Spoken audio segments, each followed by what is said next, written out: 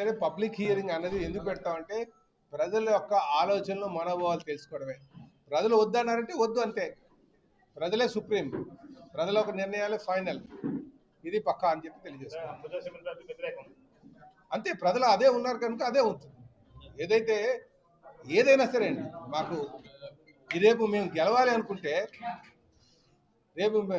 అనుకుంటే ప్రజలు ఓట్లేస్తే గెలుస్తాం, కానీ కంపెనీ వాళ్ళు ఓట్లేస్తే గెలవం కదా సార్. ముందు ఇప్పుడు మా మనుగుడు కూడా చూసుకోవాలి కదా. ఎవరైనా నాయకులు ప్రజల యొక్క ఆలోచనలకు అనుగుణంగానే వెళ్తాం, ప్రజల యొక్క మనోభావాలకు తగ్గట్టుగానే వెళ్తాం.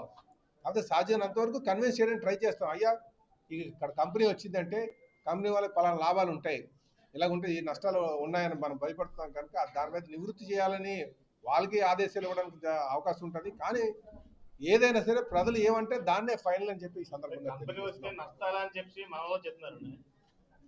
అంతే కాదు. ఇప్పుడు ఆ భయం ఉంది, కంపెనీ వస్తే నష్టం ఉంది, ఇక్కడ